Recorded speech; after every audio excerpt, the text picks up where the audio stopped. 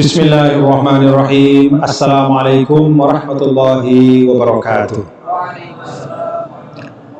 Alhamdulillah. Alhamdulillahilladzi an'ama alaina ni'matal imani wal islam wa razaqana watanan muwahhadan wa huwa Indonesia. Segala puji Allah Subhanahu wa taala yang mengkaruniakan kita iman dan Islam, memberikan kita karunia negara yang bersatu yaitu Indonesia. Wassalatu wassalamu ala sayyidina maulana Muhammadin wa huwa da'i ilal wahdah wa huwa da'i ilal ukhuwah. Shalawat dan salam kita sampaikan, kita haturkan kepada Nabi yang mulia, Nabi besar Muhammad sallallahu alaihi wasallam, yang tak henti-hentinya menyerukan kepada persatuan, kepada persaudaraan. Semoga Allah Ta'ala menjadikan kita bagian dari mendapatkan syafaat dari Nabi besar Muhammad sallallahu alaihi wasallam. Yang saya hormati pimpinan dari Mardiyah Islamic Center UGM, Bapak Ahmad Munjid PhD, beserta saudara-saudara, adik-adik takmir masjid yang saya banggakan, dan seluruh adik para mahasiswa-mahasiswi yang hadir pada malam hari ini yang saya hormati dan saya cintai.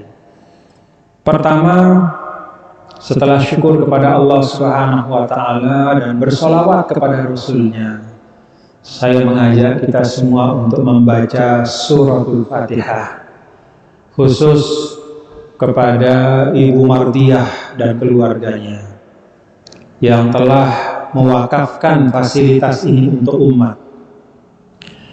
Semoga Allah Ta'ala mengkaruniakan beliau dan semua keluarganya husnul khatimah, dilipat gandakan seluruh kebaikan-kebaikannya dan diampuni dosa-dosanya. Demikian pun untuk kita semua dan seluruh keluarga kita, ala hadhihi niyyah wa ala kulli niyatin salihah wa ila hadratin Nabi Mustafa Muhammad sallallahu alaihi wasallam. Al-Fatihah. A'udzubillahi minasyaitonir rajim. Bismillahirrahmanirrahim. Alhamdulillahirrahmanirrahim. Maliki yaumiddin. Iyyaka na'budu wa iyyaka nasta'in. Ihdinas siratal mustaqim. Siratal ladzina an'amta 'alaihim ghairil maghdubi 'alaihim waladdallin. Amin. Tema kita pada malam hari ini, tajuk besarnya adalah apa tadi? Amazing Wisdom of Islam, yaitu wisdom atau kebijaksanaan yang hadir dibawa oleh Islam yang membuat kehidupan kita menjadi indah. Lalu di bawah ada disampaikan tadi tentang tafsir kebangsaan. Jadi ini saya terus terang agak bingung kalau tafsir kebangsaan ini. Ini maksudnya apakah bicara tentang ayat-ayat yang berbicara tentang kebangsaan atau menafsirkan kebangsaan dalam pandangan Islam? Saya ambil yang kedua saja. Tafsir kebangsaan dalam arti memaknakan al-wataniyah atau kebangsaan dalam pandangan Islam. Ini di online katanya kurang jelas mikrofonnya. Oh iya, baik. Nah, Enggak, dia nggak cukup ini. Hah? Ya, cukup. Ya. Nah, alhamdulillah. Makasih. Jadi saya pilih bahwa yang dimaksudkan tafsir kebangsaan itu adalah apa pandangan Islam terhadap al-wataniyah atau kebangsaan. Kenapa pertanyaan ini perlu kita bahas pada malam hari ini? Karena ternyata sampai hari ini masih ada di antara kita yang memahami atau menganggap bahwa kebangsaan itu tidak ada hubungannya dengan Islam. Bahwa negara bangsa itu bukanlah sesuatu yang dianjurkan oleh Islam. Apakah itu benar? Mari kita lihat. Bapak-bapak dan saudara-saudara sekalian, ayat yang dibaca oleh korek kita tadi menggambarkan satu karakteristik umat Islam, yaitu karakteristik al-wasatiyah. Wa kadzalika ja'alnakum ummatan wasata. Demikianlah kami jadikan kalian, wahai umat, adalah umat pertengahan. Kata pertengahan ini tidak bisa dimaknakan secara mutlak bahwa harus ada di tengah.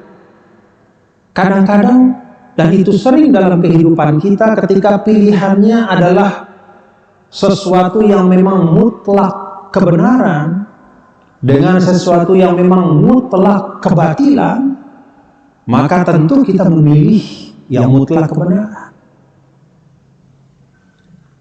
Kalau ada fakta dan rekayasa, ya kita pilih yang fakta. Sekarang lagi rame antara rekayasa dan fakta. Pilih mana? Pilih antara asidok kadhib duran, pilih mana? Pertengahan tidak berarti secara mutlak kita tidak punya sikap. Tetapi pertengahan dalam umat wasata itu pertama, kata ulama, proporsionalitas. Jadi umat pertengahan itu adalah umat yang proporsional. Kalau kita membaca tentang proporsionalitas, artinya itu adalah menempatkan segala sesuatu pada tempatnya. Yang penting dipentingkan, yang nggak penting dibelakangkan. Dan itu adalah salah satu dari tunjukkan makna keadilan. Karena itu ummatan wasata, pertama kata ulama, ummatan udula, yaitu umat yang adil. Dan bentuk implementasi dari keadilan dalam kehidupan adalah kita mampu menempatkan segala sesuatu pada tempatnya. Imam Ghazali mengatakan, definisi keadilan adalah wad'u syai' fi mahalli, menempatkan sesuatu pada tempatnya. Yang kedua, dalam makna wasatan itu adalah khiyar. Khiyar itu artinya yang terbaik. Dan yang terbaik ini bukan kata benda. Menurut ulama, dalam konteks umatan wasata, tetapi upaya dan ikhtiar untuk terus-menerus menghadirkan yang terbaik dalam kehidupan. Karena itu umat Islam adalah dalam sepanjang bentangan 1400-an tahun lebih hadir di pentas sejarah, umat Islam sebagian dalam 1400-an tahun itu adalah umat yang terbuka, inklusif. Karena terbuka, sikap membuka diri adalah salah satu syarat untuk bisa mampu terus mengejar nilai-nilai yang lebih baik dari yang sebelumnya. Sayyidina Umar tidak akan mungkin bisa meninggalkan warisan pemerintahan yang menurut ukurannya itu pada masa itu adalah pemerintahan yang sangat canggih, kecuali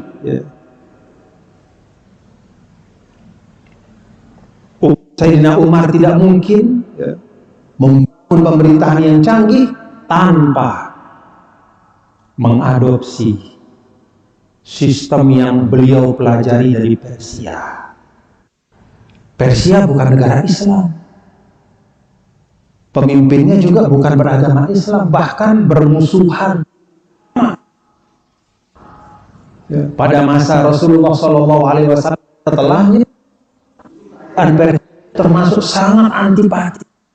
Tetapi di tengah-tengah situasi katakanlah hostilitas, nggak akrab, nggak bersahabat, tapi tetap ada yang bisa diambil, tetap ada yang bisa diadopsi dari sistem mereka. Maka Imam Suyuti mencatat bahwa Sayyidina Umar ibn al-Khattab adalah awwalu man dawwana dawawin. Beliaulah yang pertama kali membagi pemerintahan itu dalam bagian-bagian yang masing-masing memiliki fungsi, tugas, dan tanggung jawab. Kalau bahasa kita, departemen-departemen, kementerian-kementerian. Gak ada zaman Nabi, tidak ada zaman Abu Bakar, tapi adanya pada zaman Umar ketika beliau mendapatkan informasi. Saat itu wilayah Islam semakin luas. Kalau dulu hanya di Jazirah Arab, lalu bentangannya terus sampai ke Asia Tengah, sampai ke ujung-ujung yang tidak pernah tergambar oleh orang Arab pada awal-awal Islam. Maka semakin banyak orang yang masuk Islam, orang yang non-Arab juga makin banyak, kompleksitas negara makin besar, yang diurus juga berlipat ganda. Sayyidina Umar merenung, apa yang mesti saya lakukan? Tanah makin luas, orang makin banyak. Kalau kayak gini sistemnya saya nggak sanggup. Maka beliau diberitahu, oh orang Persia itu punya tatanan pemerintahan yang canggih. Mereka punya diwan-diwan, dibagi-bagi. Urusan ekonomi, urusan sosial, pasar kayak begini. Kemudian anak-anak yatim, miskin kayak begini. Semua ada aturan-aturannya, ada pembagian. Maka Sayyidina Umar menerapkan itu. Itulah yang menjadi fondasi. Kalau kita baca sejarah Khulafaur Rasyidun, jadi al-asasul idari, fondasi administrasi pemerintahan terkuat pada masa Khulafaur Rasyidun itu ada pada masa Sayyidina Umar. Dan itu diambil dari Persia. Kenapa? Untuk mewujudkan ummatan wasatoh. Tidak mungkin kita bisa terus mengembangkan diri dengan tanpa belajar melengkapi diri kita dengan eksperimen, dengan keahlian, dengan bahkan juga dengan hikmah yang datang dari mana saja. Selama itu baik, tidak bertentangan dengan prinsip Islam, silakan. Ummatan wasatoh. Nah, saudara-saudara sekalian, proporsionalitas yang menjadi karakter dari umat Islam, yang artinya menempatkan segala sesuatu pada tempatnya, ini membuat umat Islam itu bisa mengembangkan diri dalam peradaban apapun. Islam bisa berkembang di budaya manapun. Karena memang ada ruang. Pada saat akidah kita itu sifatnya limitatif, akidah kita itu sederhana, tegas, la ilaha illallah, Muhammadur Rasulullah. Ritual ibadah aktif, khususnya yang wajib-wajib dan yang rukun-rukun. Sholat 5 waktu, gak boleh ditambah, gak boleh dikurangi. Kewajiban menunaikan zakat, gak boleh dinegosiasi. Puasa Ramadan, wajib bagi siapapun yang telah memenuhi syaratnya. Naik haji dengan manasiknya, itu semua limitasi. Pada saat yang sama, Islam juga mengajarkan kita bahwa di dalam ruang sosial kemasyarakatan dan kehidupan secara luas, ya, ruang publik bahasa kita, ruang interaksi sosial, ruang muamalah, kita dimungkinkan untuk berkreasi dengan seluas-luasnya. Wataniyah juga adalah bagian dari kreasi kita untuk membangun tatanan sosial yang baik. Jadi kita membangun negara bangsa, ini ijtihad kita umat Islam di Indonesia. Dengan komponen bangsa yang lain, ini terbaik. Dan betul, ini mampu mewujudkan kemaslahatan kita semua.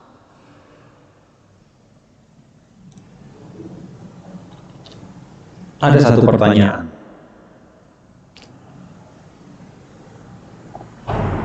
Kalau memang cinta tanah air itu penting, kok nggak ada perintahnya dalam Al-Quran?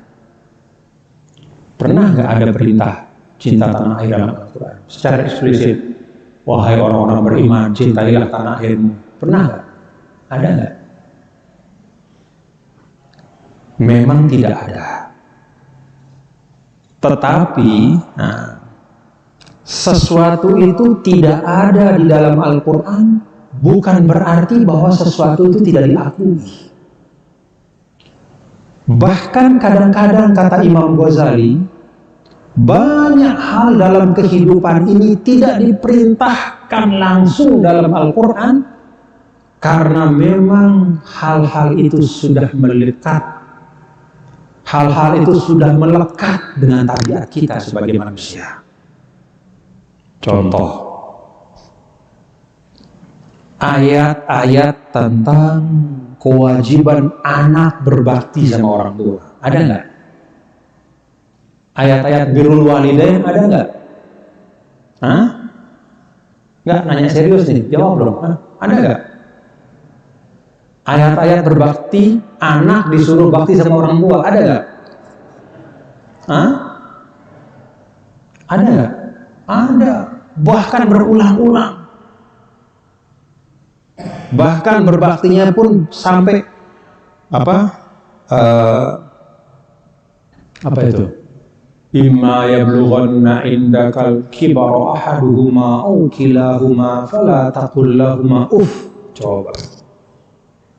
Kalau satu dari dua orang tuamu telah lanjut usianya atau kedua-duanya, maka jangan mengatakan ah. Bahkan ada ayat yang lain, wasahibuhuma fid dunya ma'rufa. Ya. Wa in jahadaka 'ala an tusyrika bima laysa laka bihi ilm fala tuti'huma wasahibuhuma fid dunya ma'rufa. Kalau orang tuamu mengajakmu untuk mensekutukan aku, ya, maka jangan taati, tapi tetap temenin dia, baik pada dia, kata-katamu tetap halus. Banyak sekali disebut. Nah, kalau ayat kewajiban orang tua berbuat baik kepada anak, ada nggak? Ada nggak? Ada nggak? Coba baca Al-Quran. Ya ayyuhal aba, misalnya, ahsinu ila auladikum. Wahai para orang tua, berbuat baiklah kalian kepada anak-anak kalian. Ada nggak? Kenapa perintah kepada orang tua untuk berbuat baik kepada anak itu tidak ada? Padahal perintah anak untuk berbuat baik kepada orang tua itu berulang-ulang disebut. Karena orang tua berbuat baik kepada anak itu sudah melekat dalam hati orang tua.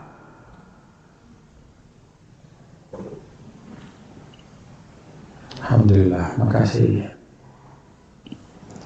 Saya dari tadi haus, tapi karena ini Jogja kita nggak boleh minta air, harus nunggu kita, sabar. Makasih. Jadi banyak hal, ya. Banyak hal Al-Quran itu, ya, atau syariat itu tidak tidak menekankan. Karena apa? Karena udah ada dalam diri manusia. Maka itulah Imam Ghazali mengatakan fa inna fit tiba manduhatan anil ijab. Kadangkala banyak hal itu tidak langsung diwajibkan oleh agama karena di dalam tabiat manusia itu sudah melekat sesuatu yang membuatnya melakukan itu dengan tanpa ditegaskan lagi oleh agama. Ilustrasinya seperti tadi. Sedangkan kalau anak sama orang tua itu ya sering lupa. Ya. Yang namanya anak itu kalau sudah besar kan punya kerjaan, menikah, punya istri atau punya suami, lupa sama bapak ibunya. Karena anak sering lupa pada orang tua, ya, maka diingatkan dalam Al-Quran. Sebaliknya, karena cinta orang tua itu sudah melekat sepanjang hayatnya, maka agama tidak terlalu repot untuk menekankan kepada manusia. Demikian juga cinta pada tanah air. Karena memang cinta pada tanah air itu sesuatu yang memang fitri, ya, bagian dari penciptaan kita, yang membuat Sayyidina Muhammad SAW yang belasan tahun disiksa di Mekah, tetap saja ketika beliau berhijrah ke Madinah, beliau menoleh dan mengatakan innaki la ahabbu biladillahi ilayya laula anna qaumaki akhrajuni. Duhai Mekah, cintaku padamu ya melekat di hatiku. Engkaulah yang paling ku cinta, tanah yang paling ku sayang. Tapi aku terpaksa pergi karena kaummu, pendudukmu mengusirku. Jadi cinta pada tanah air itu tidak disebutkan dalam Al-Quran bukan karena nggak penting, tapi karena memang sudah seharusnya dan memang itulah apa adanya manusia, kecintaan pada tanah air seperti cinta orang tua pada. Makanya ada ungkapan apa? Kasih apa tuh? Kasih ibu apa? Kita ini produk pendidikan, ya. Kita ini produk pendidikan yang makin lama makin kehilangan perspektif keindahan. Kalau dulu zaman saya itu SD kita masih diajarkan banyak sekali peribahasa, ya. Sekarang sudah jarang. Kalau dulu pendidikan akidah itu tidak pernah lepas dengan akhlak, makanya pendidikannya mata pelajarannya akidah akhlak. Sekarang belajar akidah saja nggak pernah belajar akhlak, akhirnya nggak keluar jadi. Merasa sok paling hebat, paling mulia Islamnya, tapi tidak tercermin pada akhlak. Kenapa? Karena nggak belajar akidah akhlak. Belajarnya cuma akidah tanpa akhlak. Nah kembali adik-adik semua. Ini penting saya sampaikan, ya, supaya jangan confuse. Kadang kita kalau berbicara tentang kehidupan, itu selalu kemudian mengatakan ayat Qurannya mana? Hadisnya apa?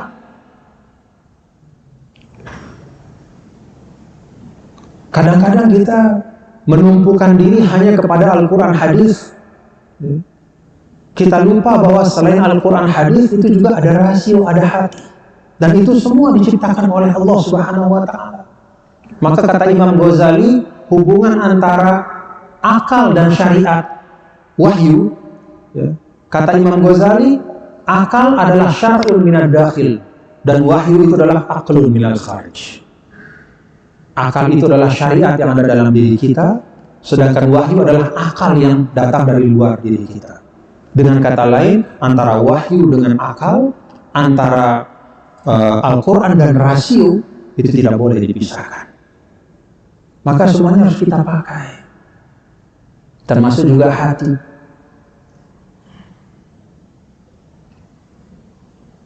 Jadi tidak semua, ya,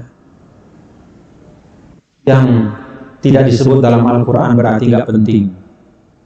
Ada dan banyak sesuatu yang sangat penting tapi tidak disebutkan oleh Al-Quran semata karena sesuatu itu memang melekat pada diri kita.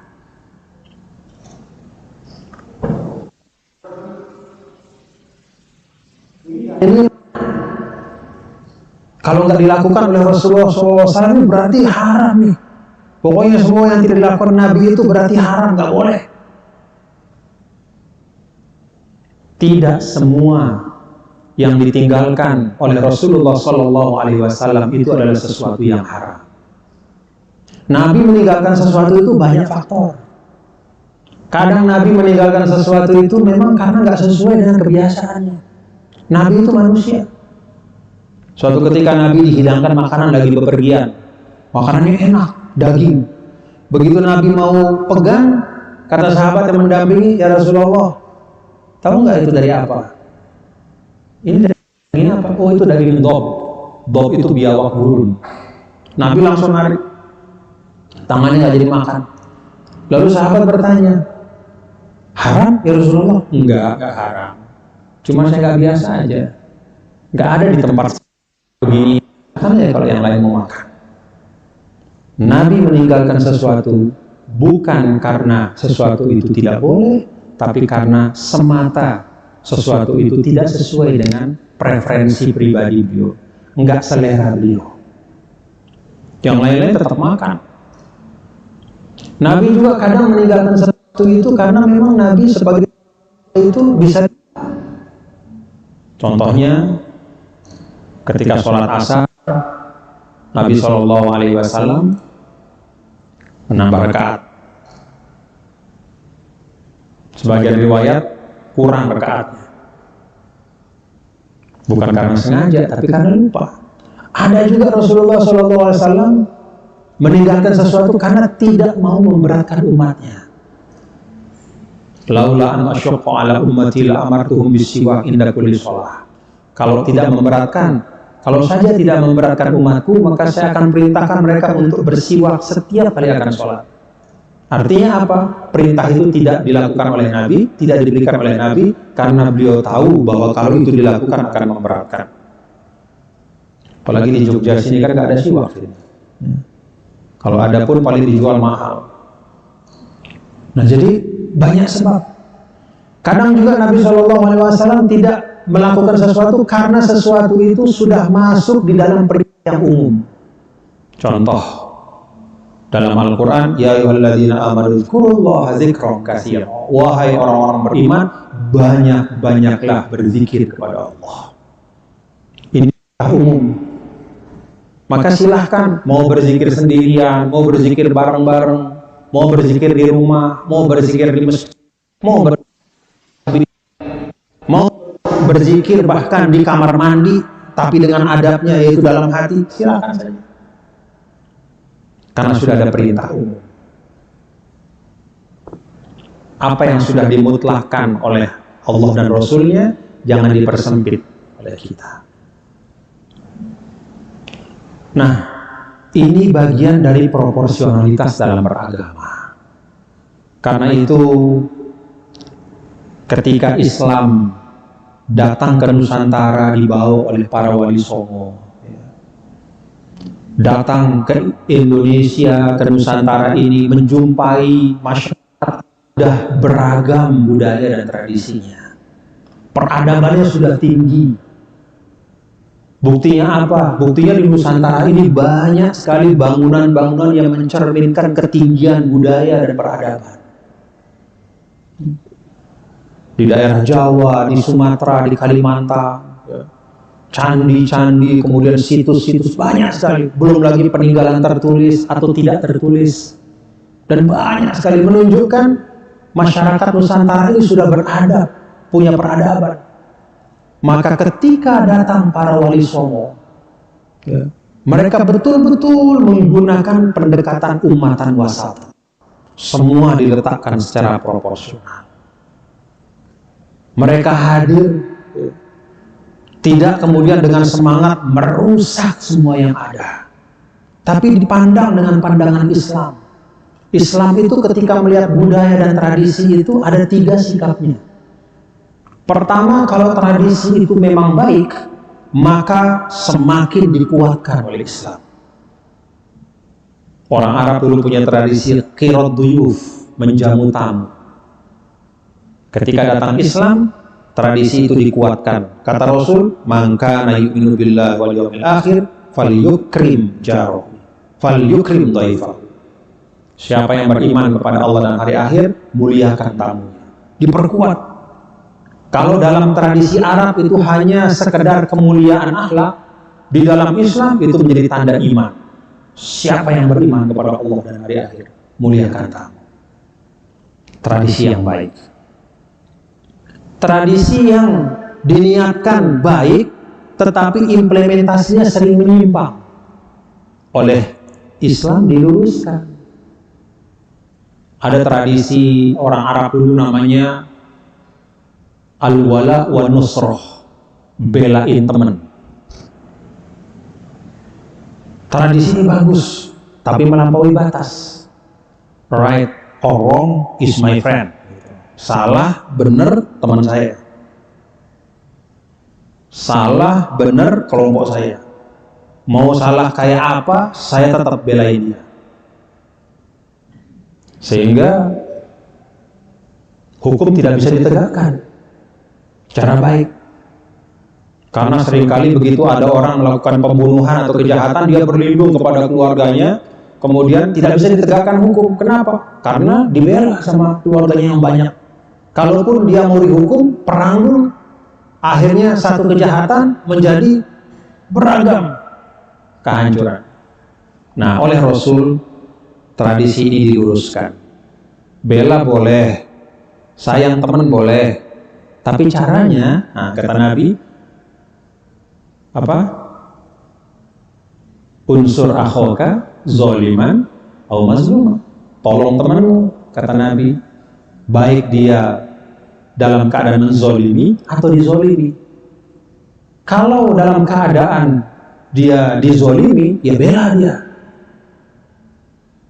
Tapi kalau dalam keadaan dia menzolimi, antamna'ahu minaz-zulm. Caramu membela dia adalah cegah dia dari kezaliman itu.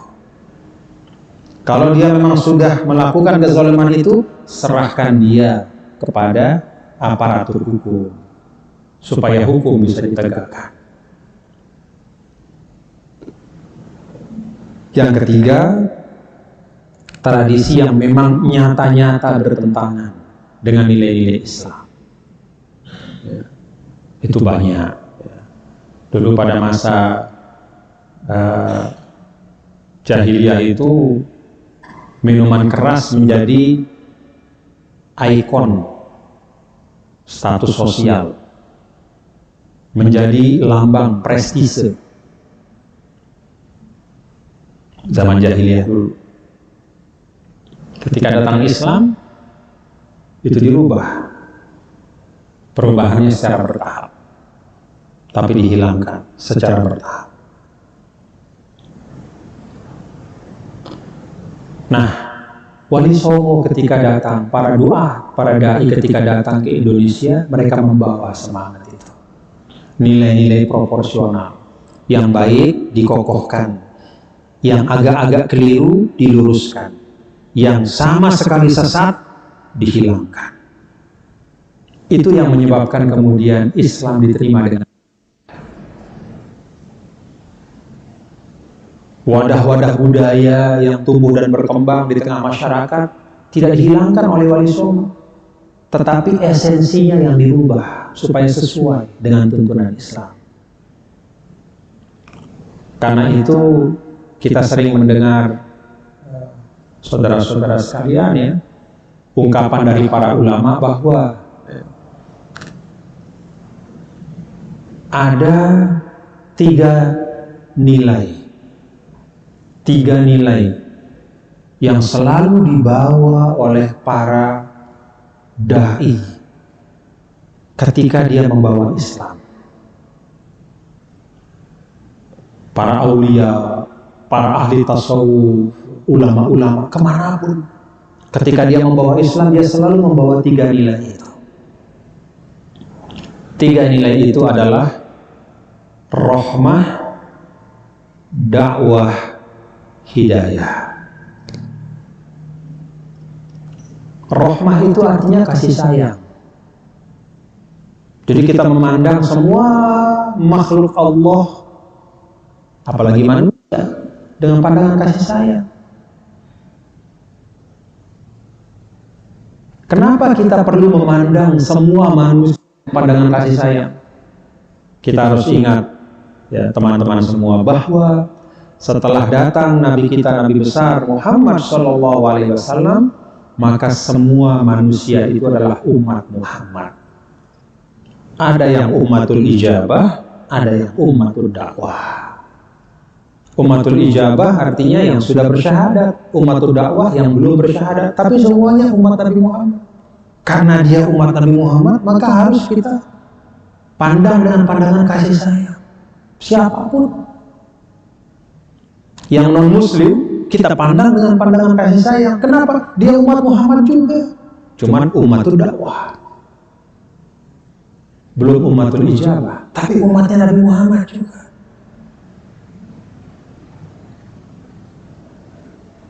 Maka dakwah-dakwah itu harus dengan pandangan menyayangi. Kalau kita menyayangi orang, maka kita ingin dia mendapat kebaikan sebagaimana kebaikan yang kita inginkan. Kalau kita menyayangi orang, maka kita berusaha menghindarkan dia dari hal-hal yang bisa merusak dirinya maupun merusak orang lain. Yang kedua, dakwah, nilai dakwah. Dakwah itu adalah yad'una ilal khair, mengajak kepada yang baik. Maka kalau kita perhatikan, ya, bagaimana dulu para ulama kita ketika membawa Islam, termasuk di tanah Jawa ini, di mana tanah Jawa ini adalah tanah yang paling banyak konsentrasi umat Islam di dunia itu, ya di tanah Jawa. Ini yang bukan negara, ya, tanah Jawa satu pulau. Ini kenapa kok bisa? Ya karena dakwah. Jadi ada semangat untuk mengajak kepada kebaikan, kebaikan bersama. Dan yang ketiga adalah hidayah. Hidayah itu bahasa kita secara sederhana selalu menawarkan solusi. Karena esensi dari hidayah itu petunjuk menyelesaikan masalah. Maka tidak ada kebuntuan di dalam dakwah itu. Tidak ada kebuntuan di dalam permasalahan-permasalahan yang dihadapi oleh masyarakat. Tidak boleh kita sebagai umat Islam, ya, ketika menghadapi satu katakanlah masalah yang ada di tengah masyarakat, lalu kemudian kita dimintakan pandangan Islam terhadap masalah itu, justru yang kita hadirkan adalah sesuatu yang semakin membuat kerumitan, kesulitan. Selalu ada solusi. Dulu Sayyidina Abdullah bin Abbas pernah ditanya, ada orang datang, Ibnu Abbas, saya mau tanya nih satu pertanyaan. Kalau orang membunuh, itu kira-kira dia bisa diampuni nggak sama Allah? Sayyidina Abdullah bin Abbas menjawab, wa may yaqtul mu'mina muta'ammidan fajaza'uhu jahannamu khalida. Siapa saja yang membunuh secara sengaja, maka dia akan kekal di dalam neraka. Pulang orang itu. Besoknya ada lagi yang datang. Ibnu Abbas, menurut Anda ini orang yang sudah membunuh itu ada ampunannya nggak? Bisa diampuni nggak kalau orang sudah membunuh? Apakah membunuh itu bisa diterima kalau orang yang melakukannya bertobat? Abdullah bin Abbas membaca ayat yang beda.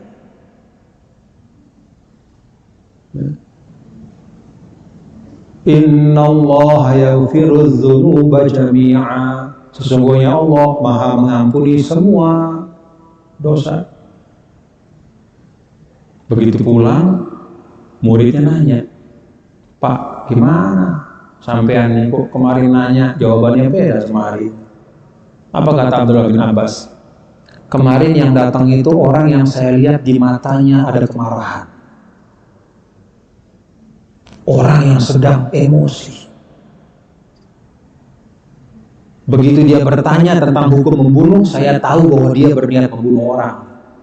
Saya kasih dia ayat, membunuh itu akan kekal di neraka, untuk mencegahnya dari melakukan perbuatan itu.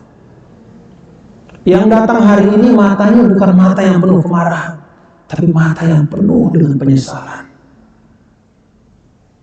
kesedihan. Saya tahu dia habis melakukan dosa besar. Dan ketika dia bertanya tentang hukum orang yang bertaubat, apakah diterima taubatnya seorang pembunuh, saya tahu dia baru melakukan hal itu. Maka saya sampaikan kepada dia, Allah Maha menerima taubat siapapun. Itu Islam. Jangan satu ayat pakai gebiah uyah. Baru hafal satu ayat, ceramah di mana-mana modal satu ayat itu. Besar, kecil, tua, muda, laki, perempuan, mu'alaf atau sudah lama Islamnya, mau kaya, miskin, semua dihantam dengan satu ayat itu. Takbir. La ilaha illallah. Pelan-pelan, Pak. Pelan-pelan. Pelan-pelan.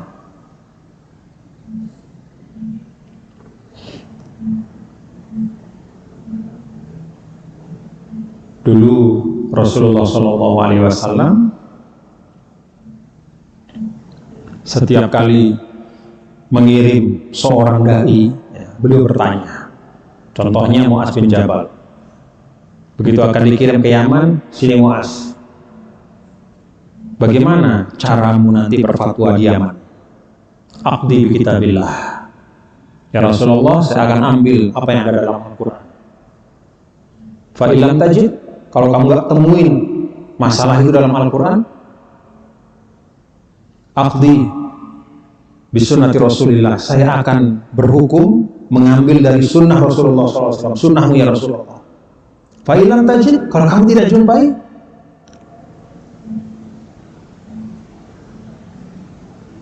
Sayyidina Mu'az mengatakan, ajtahidu ra'i wala alu, saya akan curahkan rasio saya, otak saya puter, saya akan pikirkan dengan sesungguh-sungguhnya, lalu saya ambil keputusan berdasarkan pemahaman saya, dengan sebenar-benar pemahaman, dengan penuh tanggung jawab.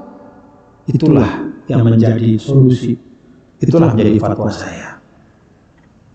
Rasul langsung menepuk dada Mu'az dan mengatakan, segala puji bagi Allah yang telah memberikan taufik kepada utusan dari utusan Rasul, dari utusan Allah, utusan Rasulnya. Dengan kata lain, Rasulullah SAW mengapresiasi Sayyidina Mu'az, benar caranya. Jadi ada proses, melihat situasi, melihat keadaan. Dan keadaan di situ ketika berdakwah bukan keadaan yang ngomong, tapi keadaan dari masyarakat. Dulu Sayyidina Mu'az yang tadi diutus itu pernah juga bikin story, bikin kasus sama Nabi. Apa kasusnya? Ketika dia berimam, menjadi imam sholat subuh, dia panjang baca suratul Baqarah, dia baca sampai akhirnya subuh naik matahari, akhirnya sebagian itu mufarokoh. Ada yang pisah. Siapa yang pisah itu? Pedagang. Karena kalau dia ikut terus berjemaah, nanti siang dagangannya nggak bakal laku. Pergi ke pasar lalu pada pulang. Dia mufarokoh. Mufarokoh, sholat duluan, kabur bawa dagangannya ke pasar. Mu'az dengar suara kaki prok. Begitu salam nanya, siapa tadi? Kok tengah-tengah sholat ada yang kabur? Kata Mu'az, kata sahabat, oh si ini. Ah, iya, itu berarti dia orang munafik. Orang munafik gitu. Kok sholat gak sabar, gak istiqomah itu, kurang Islamnya. Kira-kira begitulah, kayak kita sekarang dikit-dikit kan begitu. Didengar sama orang yang tadi, mengadulah dia kepada Nabi. Ya Rasulullah, saya mau mengadukan Mu'az padamu. Kenapa? Saya dibilang munafik. Hah? Kenapa kamu dibilang munafik? Gara-gara ya Rasulullah, saya ini kan dagang. Mu'az ini gara-gara dia hafal Quran, dia baca Quran sepanjang-panjangnya dia mau. Sampai panjang, sampai subuh panjang, akhirnya saya mufarokoh. Karena saya harus dagang untuk anak istri saya. Kalau saya ikutin dia, nanti pasar udah tutup. Gara-gara saya mufarokoh, saya dibilang munafik sama Mu'az. Nah, Nabi panggil Mu'az. Apa kata Rasul? Afatanun anta ya Mu'az? Apakah kamu sudah berubah Mu'az sekarang menjadi orang yang tukang buat fitnah? Kata Nabi, tukang buat fitnah. Cuman gara-gara Mu'az memperpanjang bacaan sholat subuh sehingga orang gak betah jadi makmum. Kata Nabi, itu perbuatan seakan-akan membuat fitnah.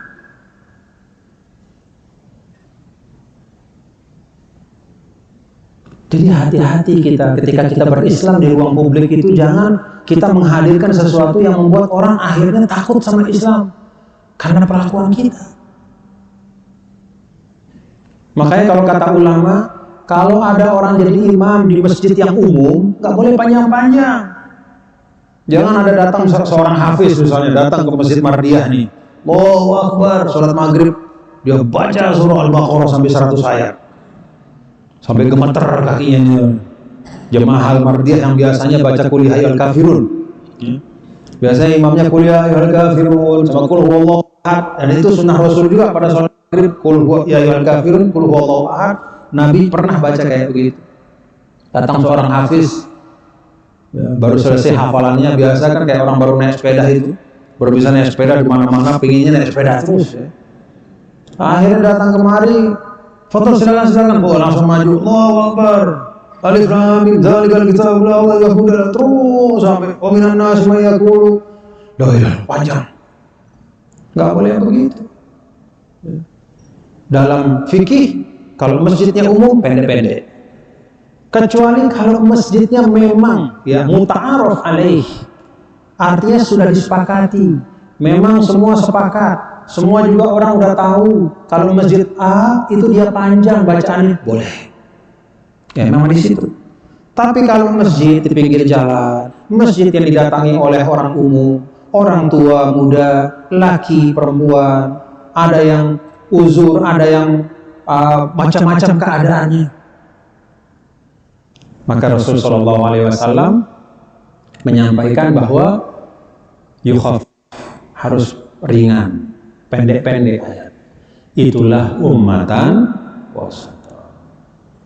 Jadi bapak-bapak dan saudara-saudara sekalian, penting kita untuk menghadirkan semangat ini ya, di dalam kita berislam, ya, khususnya di dalam ruang sosial kita.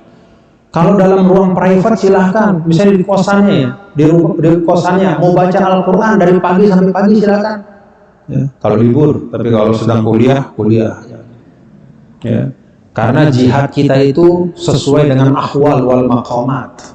Ya. Jadi jihad seorang itu bergantung dari keadaannya. Jihad dari penuntut ilmu adalah pada belajar. Ya. Jihad dari seorang pedagang adalah menjadi pedagang yang jujur. Jihad seorang pemimpin menegakkan keadilan. Kalau dalam ruang privat silahkan, mau sholat sunnah panjang-panjang boleh, berapapun banyaknya silahkan. Dalam ruang privat sendiri di rumah silahkan, selama tidak mengabaikan kewajiban yang lain. Tapi di ruang publik, ruang bersama, tenggang rasa, lihat keadaan dan situasi. Kata Sayyidina Umar, ketika melihat ada orang yang mengeluarkan fatwa yang menyulitkan orang lain, orang udah masalah, datang cari solusi, justru diberatin lagi. Aduh, kalau kamu kayaknya udah susah lah, gak bisa, gak ada ampunan. Kayaknya kamu sudah dikit lagi lah. Saya udah gak bisa cari jalan. Gak bisa begitu. Kata Sayyidina Umar terhadap cara seperti itu, aturidu an tubaghidallaha ila ibadih, kamu mau jadikan Allah itu dimusuhin sama hambanya? Kata Sayyidina Umar. Kamu mau, kamu ingin, kamu suka Allah jadi dimusuhi, agama dijauhi. Bukan karena salah agama, tapi caramu menghadirkan agama. Karena itu kepada kita semua, anak-anak muda, ya, teman-teman, sahabat, adik-adik semua, yuk kita beragama dengan memegang ummatan wasata itu dengan baik, secara proporsional, secara bertanggung jawab, dengan membawa 3 nilai: rahmah, dakwah, dan hidayah. Semoga Allah merahmati kita semua. Terima kasih. Assalamualaikum warahmatullahi wabarakatuh. Duh, panjang. Oh iya, saya kepanjangan. Alhamdulillah,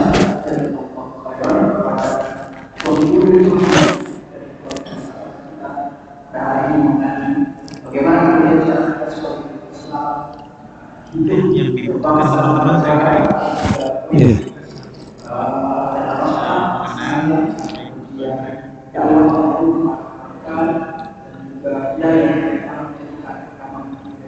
solusi bagi berbagai masalah. Dan kemudian dari satu poin yang kebangsaan bahwa meskipun memang tidak ada secara eksplisit disebutkan dalam Al-Quran mengenai cinta tanah air, bukan berarti itu tidak sedih. Bahkan justru sudah menjadi perintah kita sebagai manusia memang mencintai tanah air. Kalau kata orang, jangan pernah menghardik tanah di mana kita makan dari sana. Jangan pernah menghardik udara yang kita menghirup dari sana. Nah, dan ini juga mungkin menjadi satu pengingat bahwa al-Islam majibun bil muslimin. Bahwa saja memang bukan salah agama yang tidak, bagaimana cara kita merepresentasi sebagai seorang produk agama. Baik, sekarang kita masuk sesi menjawab. Insyaallah kita berkenan untuk membuka satu tema saja karena waktu yang diskusi malam. Satu tema kita berikan kesempatan untuk orang penanya, silakan dengan raise hand ya, karena seperti Zoom, jadi silakan raise hand-nya yang angkat tangannya, raise hand yang angkat tangannya, dan itu silakan dipercepat kita. Kepada 3 orang silakan diangkat tangannya. 1 orang, 2, mungkin ada yang mau bertanya? Ada yang angkat tangan kok? Ini proporsional. Apa ada? Belum. Baik, 1 tadi dibuat dengan grafis yang warna hitam di depan. Mungkin ada takbir panitia yang berkenan membantu mengedarkan ini. 1 lagi yang kita datang dengan apa kalau mau anda kepada kita. Kepada yang sedang berdiri, yang garis hitam, dan yang boleh perkenalan langsung pertanyaan yang disampaikan.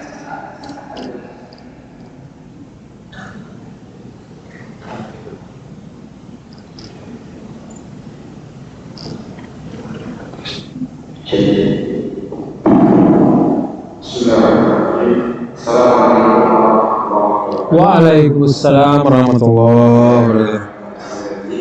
Saya Satri yang saat ini mau menjadi Jakarta bersama teman-teman. Seperti yang tadi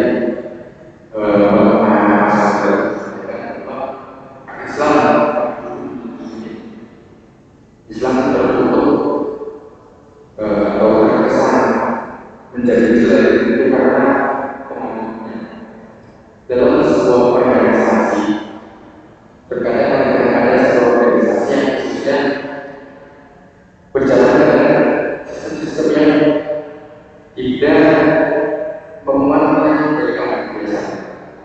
Maka saya adalah apa yang harus diperbaiki sistemnya atau sumber dayanya, sistemnya atau pengalamannya. Waalaikumsalam warahmatullahi wabarakatuh.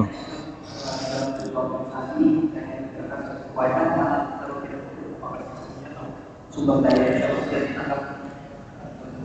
Selanjutnya dari saudara kita yang dari Coklat, silakan.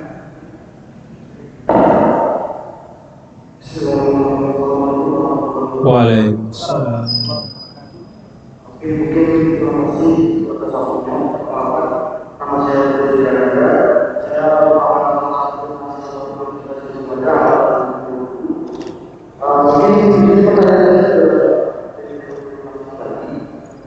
di sini saya bicara mengenai proporsionalitas. Jadi sebenarnya sebagai seorang mahasiswa kita sudah berbeda atau tidak enak siapapun itu. Kita ada di sebuah organisasi, sebuah acara. Pada saat itu kita sudah ada acara yang pukul 12 siang itu harus diadakan atau dilaksanakan. Tapi pada waktu itu kita sama terjemahan. Nah, jika kita melakukan proses terjemahan masjid, pasti kita dibikin suci atau gimana yang kita padahal itu kita hanya menggunakan apa yang menjadi kita. Mungkin kalau dari dulu bagaimana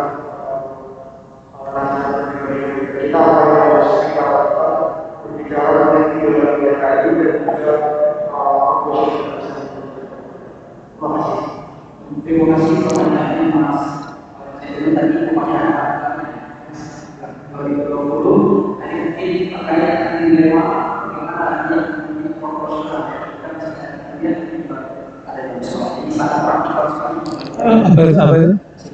Apa tentang apa? Kuliah. Kemudian itu bertabrakan dengan jam sholat. Mana yang sholat itu dan kuliah. Mungkin satu lagi ada yang apa dari yang Adik-adik. Ayo. Apakah ada? Kalau saya ingin kita belum ada yang apa, ada yang jawab, tidak ada satu, dua, ada. Itu yang kita. Jadi satu, dua, dari katanya tidak wajib. Lalu yang orang silakan yang saya.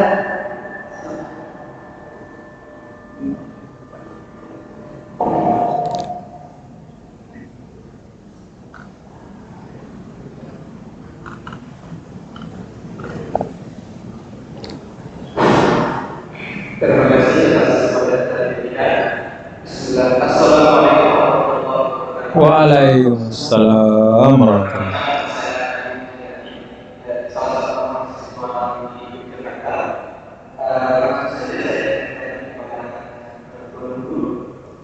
Sekarang ini isu-isu viral yang begitu meresahkan di saat ini, maka pertanyaan saya itu bagaimana isu-isu seperti yang kita tahu, isu viral itu sangat sensitif. Jadi kita ini sebagai negara bangsa pastinya ada orang di kita salah kepada tertentu bagaimana kami menyikapi. Wassalamualaikum warahmatullahi wabarakatuh. Assalamualaikum warahmatullahi. Terima kasih kepada Mas Jadi salah satu rahasia baik, kami persilakan kepada Tuan Guru yang pertanyaan pertama. Tadi Tentang organisasi, sistem atau sumber daya orang, maksudnya ya orangnya ya. Sistem itu kan hasil kesepakatan dari orang-orang ya. Jadi kalau kita mendefinisikan sistem itu sebagai keseluruhan, misalnya perangkat tertulis maupun konvensi tidak tertulis ya dari orang-orang yang berada pada suatu organisasi, itu artinya semua yang disebut dengan sistem itu sesungguhnya adalah produk ya, hasil ya dari orang-orang yang ada di situ. Kalau kita lihat ya pada pada sejarah, Islam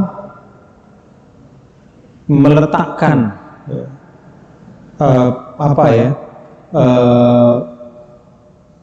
perubahan kepada sesuatu yang lebih baik sebagai tanggung jawab semua.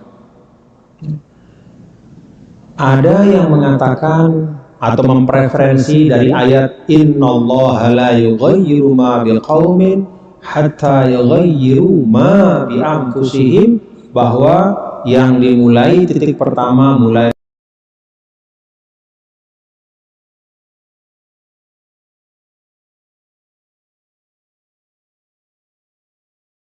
dari orang. Ma bi anfusihim itu karakter, itu perilaku, ya, itu cara berpikir bahkan. Ada juga yang yang mengatakan bahwa sistem itu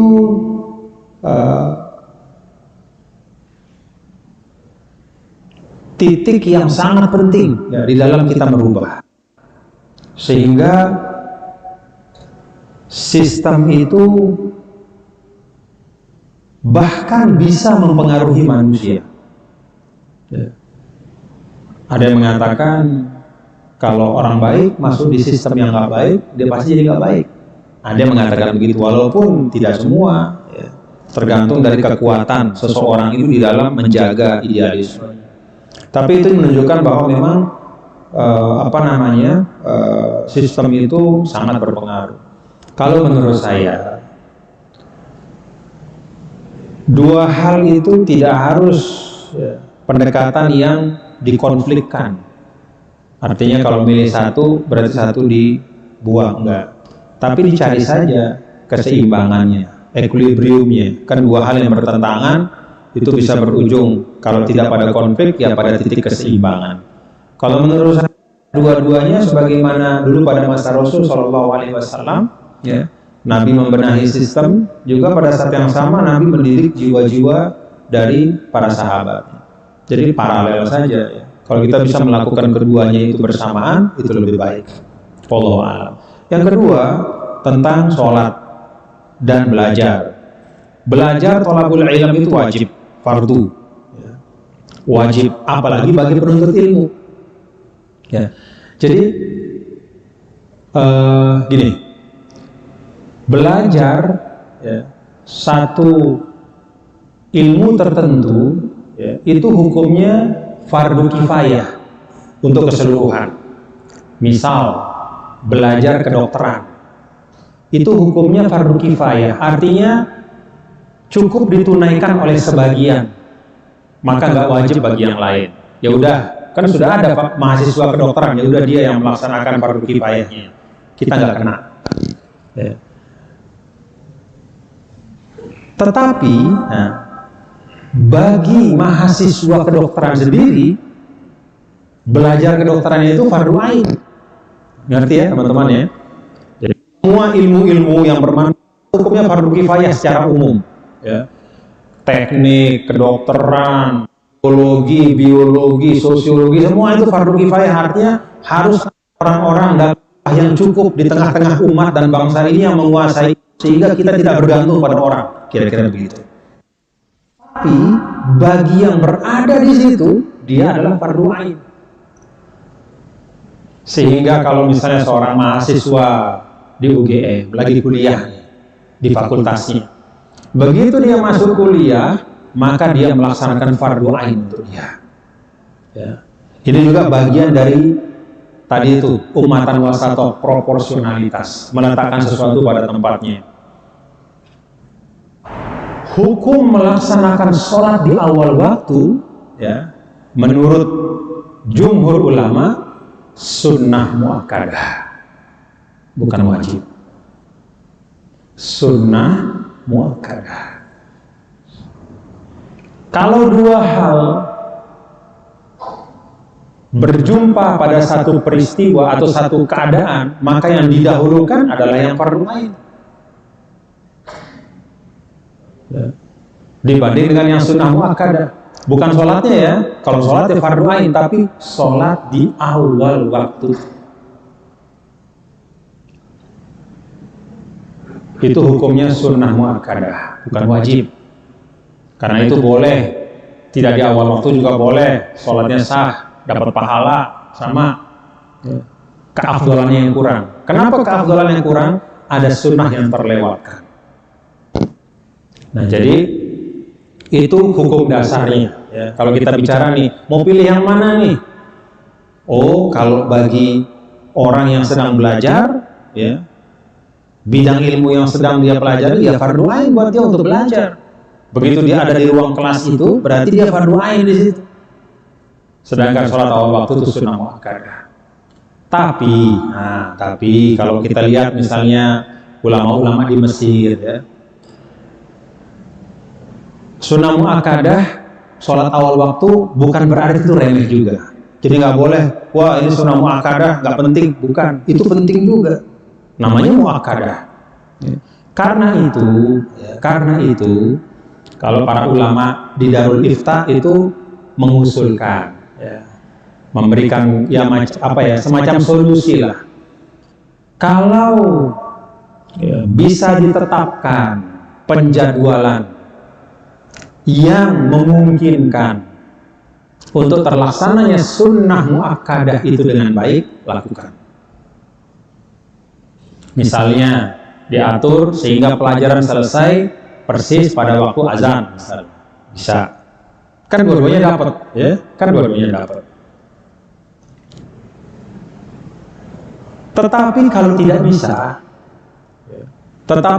tidak bisa, memang betul-betul pelajaran itu pada waktu itu ya udah jadwalnya kayak begitu, nggak bisa dirubah untuk saat itu, ya untuk besok-besok kan bisa didiskusikan. Tapi saat itu kita bicara kejadiannya nih. Terus azan, dahulukan yang fardu ain, tetap di situ. Karena Anda sedang melaksanakan fardu ain, walaupun luput sunnah muakkadahnya. Kecuali, kalau kemudian fardu ainnya itu panjang sampai akhirnya bisa menghilangkan fardu ain berupa sholat pada waktunya, maka keluar untuk melaksanakan sholat pada waktunya. Misalnya zuhur sampai jam 3, lalu belajar dari sebelum zuhur sampai udah dekat, udah keluar. Kalau nggak keluar, lewat fardu ain, yaitu sholat pada waktunya. Ya. Tapi kalau tidak, tunggu. Ya. Jadi begitu selesai, keluar dan laksanakan sholat. Ada kata ulama juga, bagaimana cara? Ya. Kan kita pingin fardu ainnya dapat, kita juga pingin sunnah muakkadahnya itu juga kita dapat walaupun sebagian aja. Bagaimana solusinya? Kita di dalam ruang kelas, begitu azan, pasang niat. Ya Allah, saya sedang belajar, saya niatkan, begitu saya selesai, maka saya langsung akan melaksanakan kewajiban sholat. Maka kata ulama itu dia sudah mutalabis di sholat. Walaupun dia belum sholat, walaupun dia masih di situ, tapi dia udah dapat bau-baunya, kira-kira gitulah. Dia sudah mutalabis, udah berada dalam state of mind, ya. Dia sudah pasang niatnya, dia sudah siapkan dirinya lah untuk sholat. Maka dia mendapatkan juga kemuliaan, walaupun nggak persis sama seperti orang yang menunaikan sholat di awal waktu itu. Jadi kira-kira begitu ya. Kalau kita lihat jawaban dari para ulama, kalau bisa diatur bagus. Tapi kalau memang betul-betul berbenturan, dahulukan yang fardu ain, tetap belajar. Kecuali kalau kemudian itu bisa menyebabkan kita kehilangan fardu ain yang lain, yaitu sholat pada waktunya, keluar untuk melaksanakan sholat pada waktunya. Dan terakhir tambahan tadi, kalau memang kita belum bisa keluar, tetap belajar. Paling tidak begitu mendengar azan, sambil menjawab azan, pasang niat. Ya Allah, saya niat, begitu selesai ini saya langsung sholat. Maka itu orang yang mutalabis, udah masuk dalam apa ya muqaddimahnya lah kira-kira. Udah pasang niat itu. Wallahu a'lam bishawab. Makasih. Khilafah itu adalah satu bentuk yang pernah ada dalam sejarah. Islam tidak menentukan bentuk pemerintahan. Islam memberikan prinsip-prinsip di dalam memerintah. Prinsip yang paling sederhana itu ada dalam surah An-Nisa ayat 58 dan 59, antara yang memimpin dan dipimpin. Ayat 58, innallaha ya'murukum an tu'addul amanati ila ahliha wa idza hakamtum bainan nasi an tahkumu bil 'adli innallaha ni'ma ya'idukum bihi innallaha kana sami'an basira. Kemudian ayat 59, ya ayyuhalladzina amanu atti'ullaha wa atti'ur rasula wa ulil amri minkum fa in tanaza'tum ila akhir ayat. Ayat 58 terkait dengan hak rakyat, ayat 59 terkait dengan hak pemimpin. Hak rakyat dia dapat keadilan. Hak rakyat dia mendapatkan ruang untuk bisa mengembangkan dirinya dengan baik. Diberikan ruang oleh pemimpin, oleh pemerintah. Hak dari pemimpin ditaati. Ini dua ayat yang harus dibaca bersamaan. Jangan sampai yang dibaca hanya ayat 58 sehingga maunya hak saja, mintanya hak saja. Kita sebagai rakyat minta hak kita terus. Kita lupa bahwa kita punya kewajiban, yaitu taat kepada pemimpin. Nah, Islam memberikan prinsip-prinsip ini, tapi tidak memberikan batasan bentuk pemerintahan apa. Karena itu, kalau kita lihat dalam realitas hari ini, negara-negara Islam itu punya banyak beragam pemerintahan. Ya. Ada bentuknya republik, kerajaan, kesultanan, keimaratan. Ya. Itu semua boleh. Yang penting prinsip-prinsip Islam itu dapat ditegakkan. Keadilan, kemanusiaan, kesetaraan, kesamaan dalam hukum dan kewajiban, kesamaan di depan hukum, ya. Equality before the law, ya. Itu juga bagian dari prinsip Islam. Kalau itu ada, bagus. Dan alhamdulillah kita di Indonesia, negara Kesatuan Republik Indonesia ini, semua dokumen-dokumennya dan kesepakatan berbangsanya itu selaras dan senafas dengan tuntunan dan prinsip-prinsip Islam. Sehingga alhamdulillah kita bisa berislam dan berbangsa dengan baik, berwarga negara dengan baik. Wallahu a'lam bishawab. Karena itu, terakhir nih, karena itu jangan sesuatu yang memang sudah baik dan menjadi kesepakatan kita, lalu kemudian dicoba untuk dirusak kesepakatan itu dengan menawarkan sesuatu yang kemaslahatannya itu mutawahhamah. Kalau kaidah fikih itu mengatakan al-masalihul mutahaqqiqah muqaddamatun 'alal masalihil mutawahhamah. Kemaslahatan yang sudah konkret didahulukan di atas kemaslahatan yang masih merupakan perkiraan dan dugaan. Apa kemaslahatan yang konkret? Ya ini kesepakatan kita yang bisa mengikat kita jadi satu bangsa. Ini konkret, emang terbukti kita utuh jadi satu bangsa.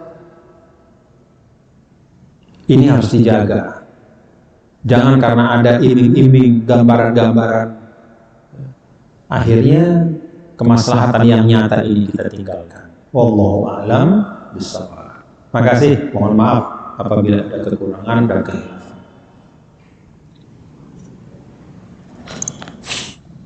Satu poin penting yang terakhir adalah